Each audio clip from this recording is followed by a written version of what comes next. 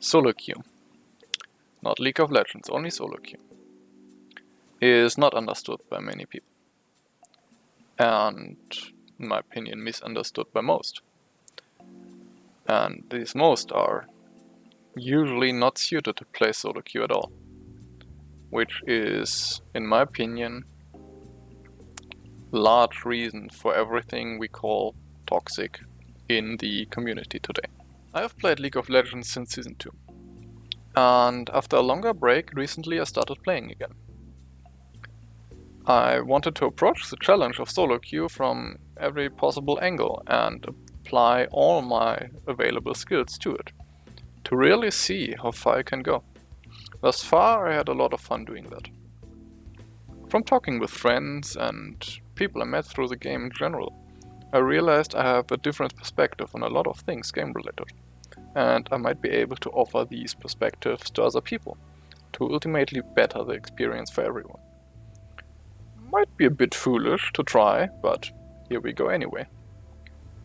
Now, actually I wanted to show you the game that I played, but replays in League of Legends are kind of annoying if the replay is older than the newest patch. So, what we're gonna do is a quick recap of where we started. Today's subject is a Kayle. To be precise, a top lane Kayle in my team.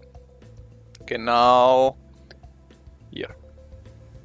Now, this Kayle died 4 times in, I don't know, 10 minutes maybe, 12 minutes. And the people responsible for that are in that area of the map. And only that area. Now, this makes Kayle very, very unhappy. Now, that is obviously quite a bad situation for Kayle. Despite that, the game itself was actually fine. The rest of the map was a bit ahead. The opponents didn't really have the option to just end the game through the top lane, so everything was fine. Nobody else was complaining, everyone was playing together, except for that Kayle, so we kept on playing, kept on doing smart decisions, and yeah, everything was fine. Now, so much for the game. Now, from Kayle's point of view, there are a few things she might have been thinking, in my opinion, that are very likely. And number one is confirmation bias, which is something that is present in probably every League player at some point to varying degrees. What is that? Actually very simple. If I tell you, in recent times there are a lot more red cars, and suddenly you're gonna notice a lot more red cars around you on the streets, simply because I've said so. Not because there are more red cars, but simply because you notice them more. And the same thing happens in League of Legends. If you assume your team is bad, then suddenly you're gonna notice a lot more bad things. Or people have always a lot of decisions in games like League of Legends to make. And you are gonna interpret everything other people do in the way that they are doing X because they are bad. The classic is, my jungler is not ganking my lane because he is bad. But there could be tons of reasons why he's not doing that, and all of them could be good, or most of them, I don't know. But you are gonna think it's because he is bad. Now, what do?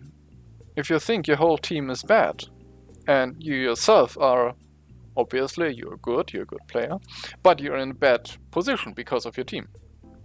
Now, how can you win?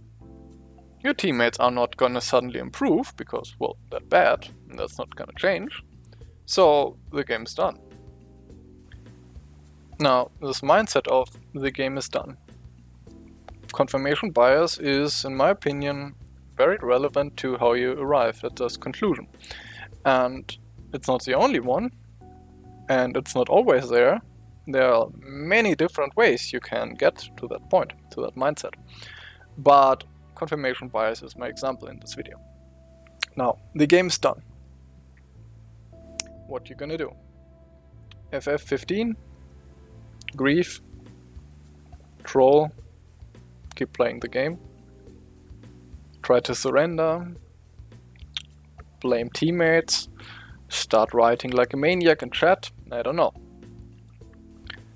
The main question I have at this point is, you think you're not gonna win, so you want to stop playing. Why? Why? Why would you want to stop playing? And in my opinion, this is where your motivation for the game comes into play.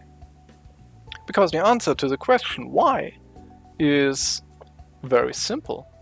If you are not gonna win, and all that you're after is winning, well, of course you want to FF, because you want to go next.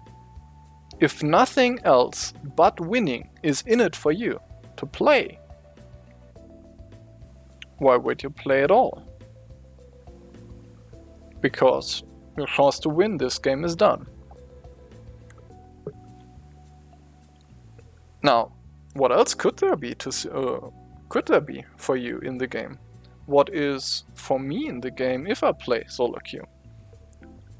I like the challenge. I like to have a difficult obstacle and overcome it. I like seeing and doing cool things, flashy things maybe, or just little strategies that work out or not work out, or risky and not so risky. I like the way the game plays. It's just smooth, the controlling of the characters. It feels good to do. It feels powerful. The graphics are just surprisingly good.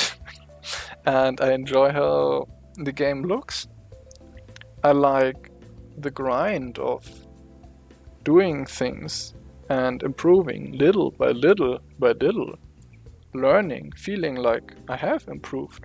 And then after that, winning. That's what I enjoy. You might enjoy a whole lot of other different things, or not at all, I don't know. Now, in the case of this Kale, who looked like it, only enjoyed the winning aspect of the game. This Kale has a big problem, because the way matchmaking works in League of Legends is you're gonna win half of your games, meaning you're gonna lose the other half of your games. So if winning is the only thing you are after, you're gonna be very disappointed half your time. Half is a lot. And if you have this mentality of winning is everything, and you tend to give up easily or early, you're gonna win less than 50% easily. So you're in a game that you're not enjoying over half of your time in it. Why are you playing at all? I think if you want to play SoloQ, you should be very aware of why you want to do so. And you should be very aware of what SoloQ is. Because if winning is among the top things you care about, SoloQ is the last place you should be. Have a nice day. By the way, that Kale game, we won it.